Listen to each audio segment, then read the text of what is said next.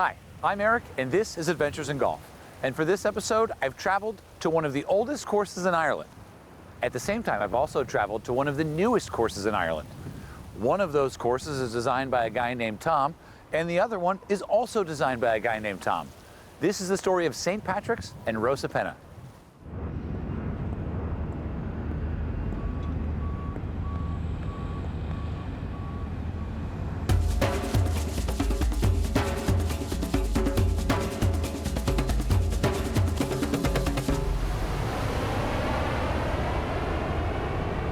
Welcome aboard.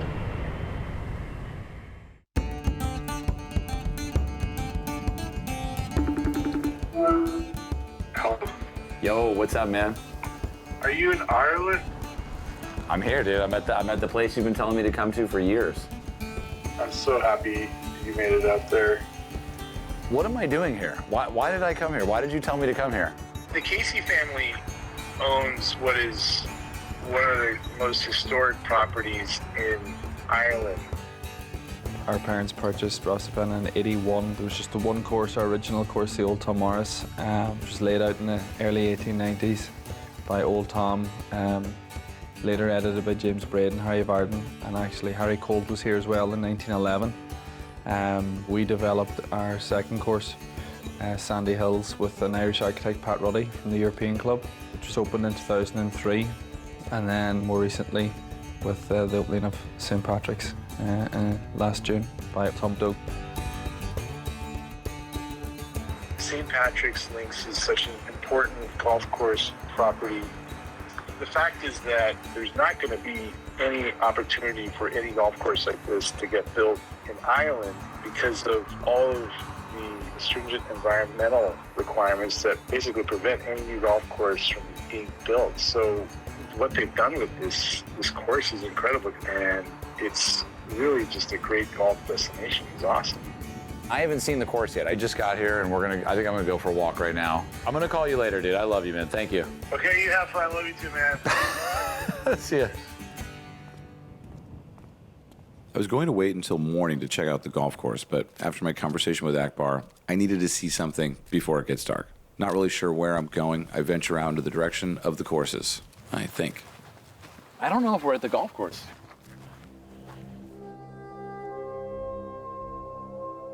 Not long after, I see a familiar figure in the distance, and now I know exactly where I am. So if you've never been to Ireland, Northern Ireland, Scotland, or England for golf, you may not have been introduced yet to a mythical character within the game, but you may have seen his picture, his painting rather. That guy wearing that crazy outfit with the long beard, and it looks like a cane, but it's a golf club. That's Old Tom Morris. And we're about to come up on a memorial to Old Tom for his course in Ireland here. Look at this club here. That is a vintage club right there. Could you imagine hitting, this is all wood with more wood, and then a ball made out of goose feathers and like cow intestine that he stitched together himself last night. Probably took him 2 hours to make it. And then imagine losing that ball or breaking that club. Like, you'd just be like, it's a different game, man. And what's really special about this place is that it's two games, right? Rosapenna is this tale of two Toms. You've got this Tom, and then you've got Tom Doak leading the future of, honestly, golden age architecture, bringing new golf courses back to like a minimalist vibe. Is someone breaking into the building? How's it going? Good. What's your name? Danny's my name. What's your job here? Working the pro shop. Oh, cool. So just getting some of the boys back over to the hotel. Awesome. We're closing up? Yeah, just getting closed up. You sure you don't want to go play a hole? I wish. It's a nice evening for the two, but... Well, I guess we'll come back tomorrow when we can actually see it, because it's gotten kind of dark. That's Old Tom watching over, he said.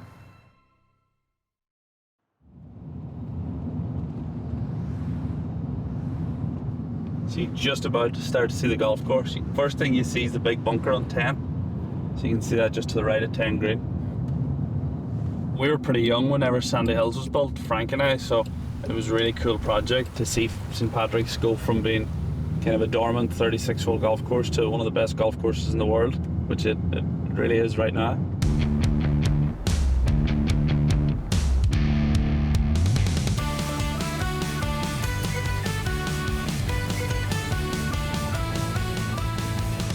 Not everyone can drive this route. No, It's just us today. just us. I feel like you're having fun right now. Are you having fun? Yeah, I've been out here a lot. I've done this before, as you can tell. So here we are. Just want to clarify, we're in a vehicle that has a license plate on the fairway of a golf course. This is the fairway, right? 16th fairway. This is the 16th fairway, just to clarify. Do you think we could get hit with a golf ball right now? Nope, no, we're all right. We're here in 3 hours time maybe, but there's nobody out that early, so we're good. Okay, cool. You can only do this if you own the golf course. This is ownership stuff. Kinda, yeah. So what are some of the other benefits of owning a golf course? We played a little bit of golf during COVID when golf courses were closed. So we just came over here and played some golf quietly and nobody's seen us. So Technically speaking, was that illegal? technically it was illegal, yeah. Even though it's your property. Yeah. Well, Frank and I could play because we owned it. It kind of constitutes as our backyard. But the 5 or 6 guests we took every day and the 2 4-balls, those guys were breaking the law. It's very strange to think that you're breaking the law playing golf. We grew up here. We've lived here our entire lives. In Ireland, people are generally in business and they get into golf resorts, whereas our father worked here as a child and his father ran the restaurant here and the old hotel that burned in '62. So golf hotels is our family business. The hotel opened shortly after the Old Tom Morris Links in 1893, making it the oldest golf resort in the world.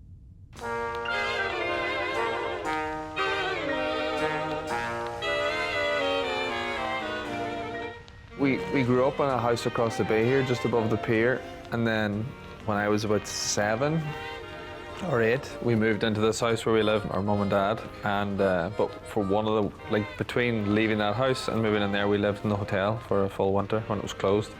It's like The Shining. Yeah, so I was 7 and my mum used to send me down to the kitchen here from we lived in 2 bedrooms at the end of the other thing, and I used to have to be sent down and the wind howling and no lights on, and you're only 7 years of age. Yeah. Sounds like that was memorable. Yeah, it was, still have nightmares, Jesus.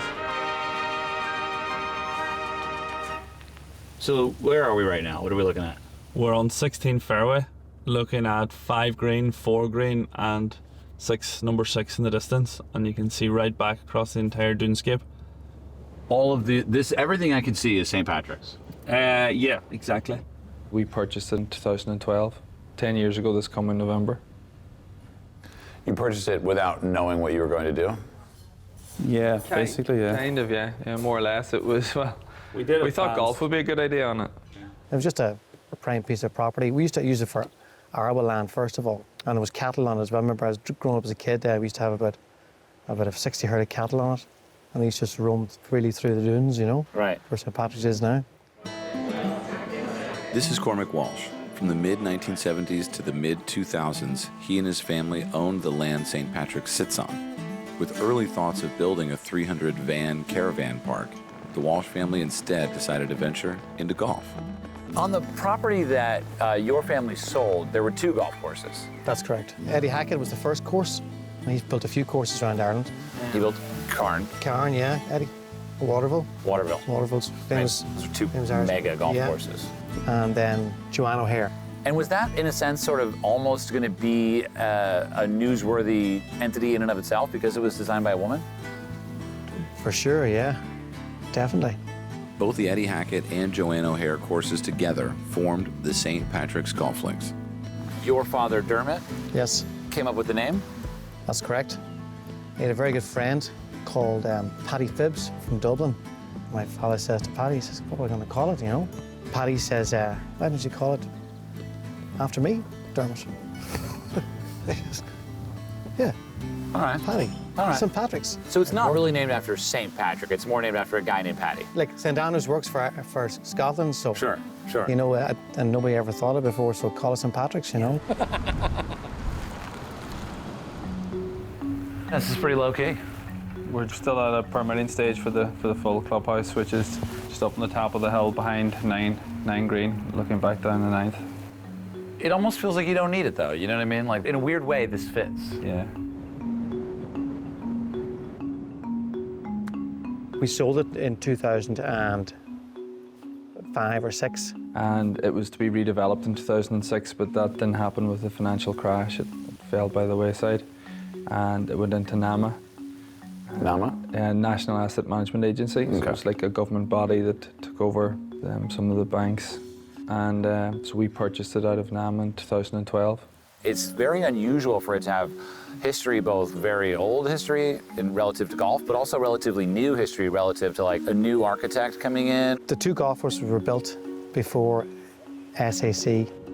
Special Areas of Conservation, or SAC, are exactly what the name suggests. Areas designated by the government to conserve and protect the habitats and species located there, which is why St. Patrick's is so special. Since the land was used for golf prior to the SAC, the Casey family was allowed to renovate and redesign the course now, which also means the likelihood of ever seeing another course built like St. Patrick's is non-existent. If you went to seek planning permission for a golf course in that stretch of land now, you wouldn't get it. Yeah, what would they say? Just Oh, no, blank no. You know? all you can do, you can't even do anything with the property. No, nothing. It lay pretty dormant for 6-7 years between the developer from Dublin and us buying it off NAMA. So we weren't that overly familiar with the land. Obviously, we'd played it a little bit as kids, but then spent a lot of time. Frank and I walked it with a couple of friends. We knew then that we'd definitely made the right decision to buy it, because it was just a special piece of ground. Why are you looking at me? You're the guest. Guest You're goes up first? Yeah. That seems a bit unfair. Good shot. There you go. I thought you said you were the better player. And we're off.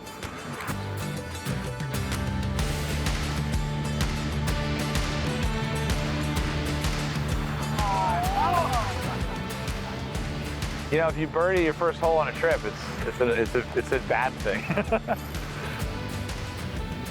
Proper Irish weather. This is beautiful. See how you want to be playing golf here, right?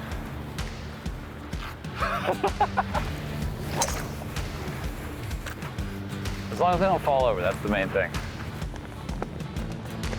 It's already Torn, yeah. Is that common? Is that how often do the flags We last? replace the flags like twice a year. Twice a year they get ripped. Yeah, they get ripped. Wow. It's just constant blowing.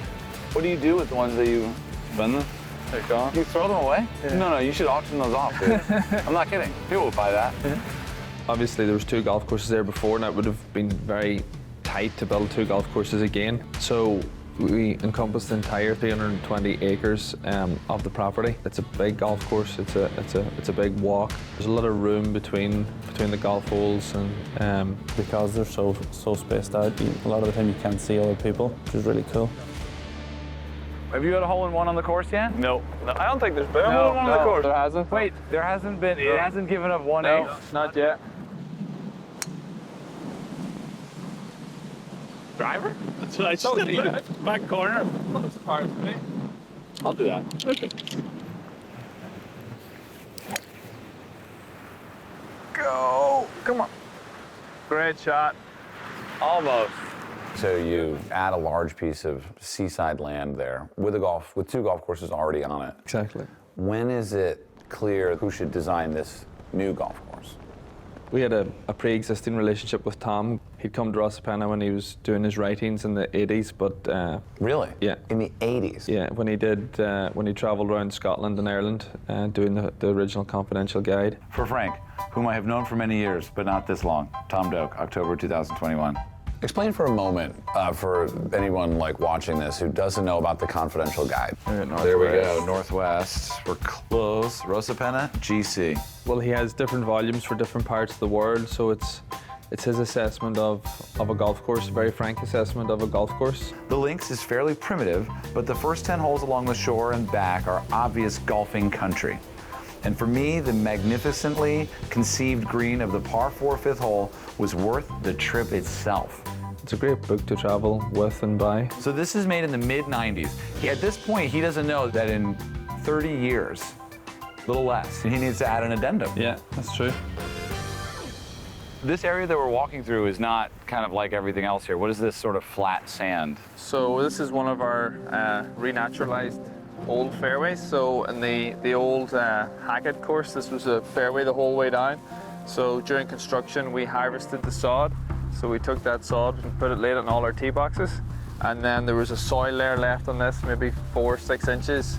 We took that off to use it for top dressing, and then we've just left it pure sand. So this weren't going to be part of the golf course. So that was sort of our best way of getting rid of them. Interesting.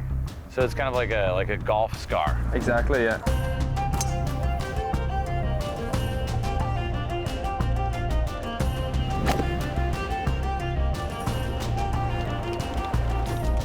There's a green over there. It used to be a green. This is, it doesn't even matter what hole it is, but you can see that that was a green. God, it's so interesting that this course has so many levels of like history and age. Exactly what was here before. It's almost like archaeology. It's almost like a museum for golf. Yeah. It's crazy. What's up, Danny? Hi, Eric. How are you? Good to see you again. How's things today? Yeah, good. Just Good. regular old Saturday. How's it for you? Yeah, good. Busy. Busy. Yeah, a lot of golfers about today, so it's quite good. At what point did you realize that St. Patrick's was going to basically change Rosapenna forever?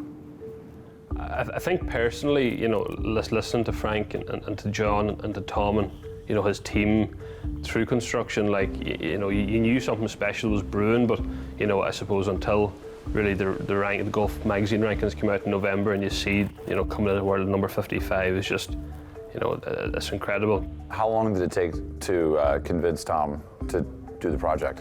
Oh, not hugely. He came back in 2013, and just after we'd secured the ownership of St. Patrick's, and with a small group of founding members, you know, including ourselves and Tom, we were able to move forward. And Did you say Tom invested in the project personally? he is, yeah. Tom will be a partner. That's not very common for him. No, I don't think it's his first time. How different is it now? And you know, this is just the pro shop for the other 2 golf courses. Of course, yeah, absolutely. Do you see a difference here? Huge, vastly in the amount of number of visiting golfers that we see, the amount of inquiries that we have through the phone. It's, you know, it's the first thing they ask, can we book a tee time, you know, so it's really, really cool. The lifeblood of the area is tourism. There's not much else here. Fishing used to be a huge industry here, but unfortunately that's kind of died away a little bit, and they don't land here very often. But tourism's kind of the only show in town, so people are really welcoming to the tourists, and you know, the area have really embraced St. Patrick's and the extra visitors that it's brought, so it's great for us. With all the local support the Casey family's received, they make every effort to pay it forward, and they promote all of the great golf in the northwest of Ireland. Where are we going, John? We're going to Cruit Island Golf Club. But it's spelled how? C-R-U-I-T. But it's pronounced. Crutch. Okay. But Americans pronounce it Cruit. And that confuses everybody. Kind of, well, we know there's like Cruit Island and there's Cruit Island, but it's really the same place.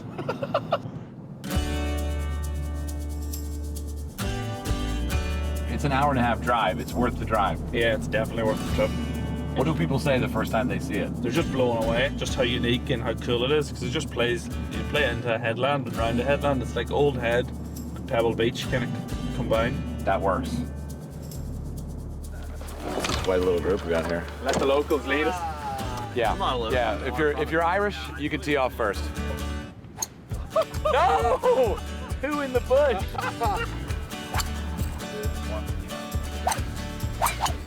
I was trying not to hit Shane's ankle.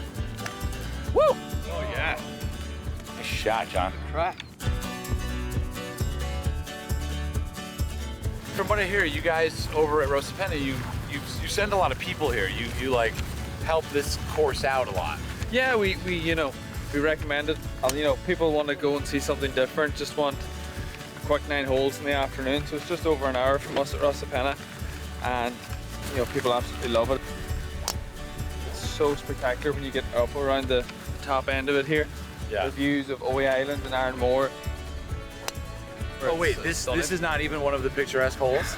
No, not even close.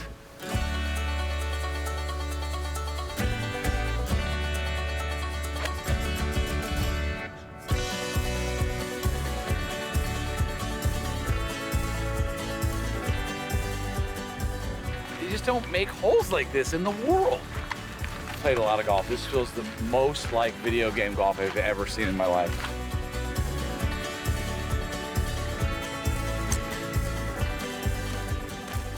What's the most amount of people you've ever played golf with on one hole, John? Played in a 6-ball. Six ball. Yeah. We got 12 here, dude. Yeah. This is the most. We gotta get. This is it.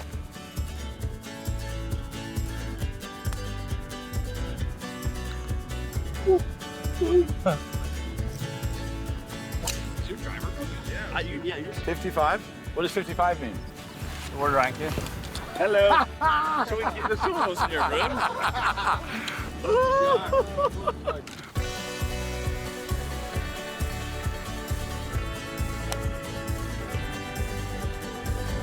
As we wrap up our round, our day, and our visit, it's clear to me that this latest addition to golf in Ireland couldn't be in better hands. Frank and John and the rest of the Casey family at Rosapenna seem to understand that all golf is good golf. And whether it's an old Tom course, a new Tom course, or somewhere in between, golf is meant to be for and played by everyone.